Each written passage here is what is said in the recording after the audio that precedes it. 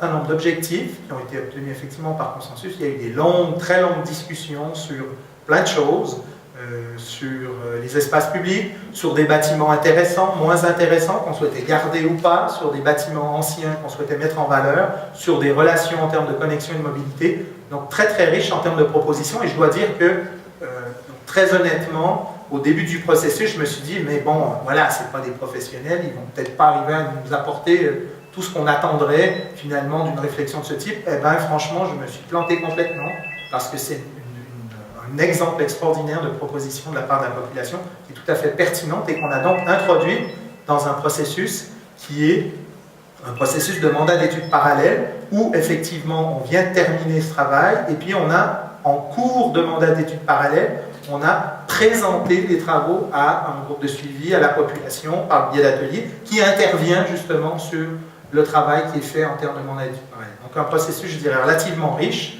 qui va se terminer fin de cette année et sur lequel on attend beaucoup pour la suite des opérations. Donc là, effectivement, l'identité travaille avec la population pour définir un petit peu quels sont les éléments pour eux, sans trop en termes de qualité de vie. Il y a aussi eu des interventions plus fines. Alors la question qu'on se pose, c'est est-ce que c'est le travail de l'urbaniste de faire ça aussi? Effectivement, on a décidé de jouer ce jeu, d'aller jusqu'au bout avec bien sûr d'autres intervenants, des animateurs sociaux, pour dire, ben voilà, peut-être que les enfants, ils ont aussi quelque chose à faire, quelque chose à dire, parce qu'on sait qu'avec les enfants, il y a les parents qui viennent derrière, donc il y a une notion de sensibilisation qui se met en place, sur lequel on espère pouvoir travailler dans la foulée sur les questions d'espace public. J'ai parlé des gens et d'identité, je voulais juste dire très brièvement une chose sur le quartier de Sévelin. Donc c'est un quartier qui est aussi dans le flanc, mais c'est un quartier qui a plutôt un passé industriel plus récent, qui a un certain nombre d'usages qu'on aime ou qu'on aime moins, mais c'est un quartier qui est intéressant parce que finalement, contrairement au quartier du flanc que beaucoup de gens connaissent, ont lu dans les magazines d'urbanisme et d'architecture, qui est un quartier très réussi, je dirais, en termes de, comment dirais-je, d'aspect, en termes de qualité au niveau esthétique, que ce soit au niveau du bâti, que ce soit au niveau de l'espace public, eh bien, il avait une patine, si vous voulez, qui était celle de ses usages, qui a un petit peu disparu avec finalement les transformations successives. J'ai eu un long débat là-dessus avec Urs Zupinger, qui est l'auteur d'un livre sur le sujet. L'idée, finalement, à Sévelin, on est en cours de réflexion, je vous présente des choses qui vont, j'espère, faire débat tout à l'heure. L'idée à Sévelin, c'est de se dire, eh ben, une partie de ces usages qui étaient au flanc, ben, se sont déplacés, notamment ben, la prostitution, hein, les bars, de l'artisanat, toute une série de choses. L'idée ici, c'est de se dire, ça fait partie de la patine de ce lieu, on ne veut pas repousser ces affectations, ces usages encore plus à l'ouest, parce que je rappelle que plus à l'ouest, c'est Malais.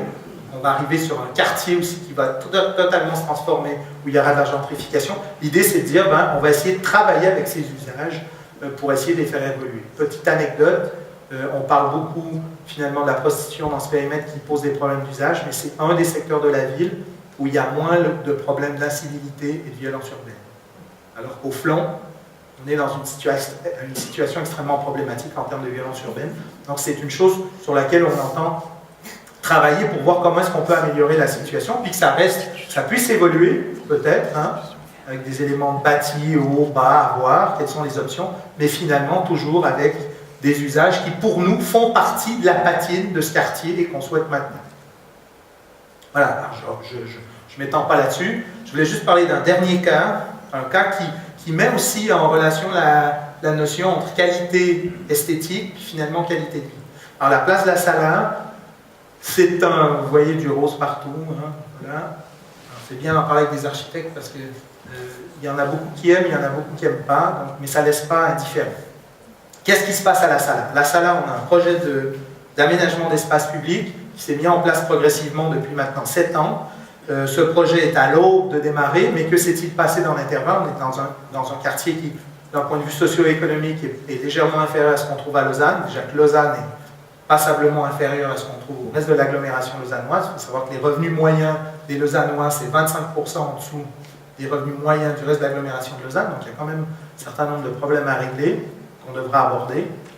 Mais la Sala, qu'est-ce qui s'est passé? Sachant qu'il y a eu toute une série de transformations, eh bien, des propriétaires désireux de faire avancer le schmilblick, comme dirait l'autre, ont vidé des bâtiments complets, des commerces ont fermé et finalement on se retrouve dans une situation aussi de crise finalement à la place de la Sala. Donc qu'est-ce qu'on a essayé de faire ici de manière peut-être un petit peu ludique, c'est de se dire, sur la base de l'exemple qui existe au CERN, c'est le cas genevois, on a mandaté un paysagiste pour nous dire, écoutez, il y a des gens qui ont un désir d'utiliser cet espace, on va avoir une période de chantier très très longue, 3-5 ans, comment est-ce qu'on peut utiliser cet espace de manière éphémère?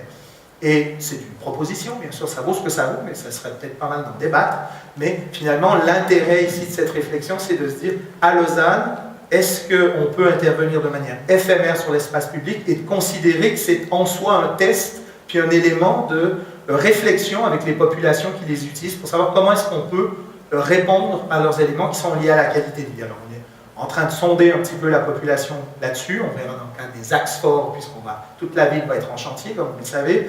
Est-ce qu'on va aménager ça ailleurs, à la place du tunnel, sur les structures des terreaux ou ailleurs, mais c'est une réflexion que nous entendons mener, Ville de Lausanne, sur les espaces publics en disant comment est-ce qu'on peut les utiliser même à titre provisoire pour essayer d'enrichir le débat sur l'espace public, sachant que, pour peut-être boucler la boucle, dans la mesure où on est dans un processus de densification qui est extrêmement important, que la ville se transforme, on doit aussi donner effectivement une prédominance en termes de qualité, mais aussi esthétique, pas seulement d'usage, à l'espace public. Voilà, place au débat.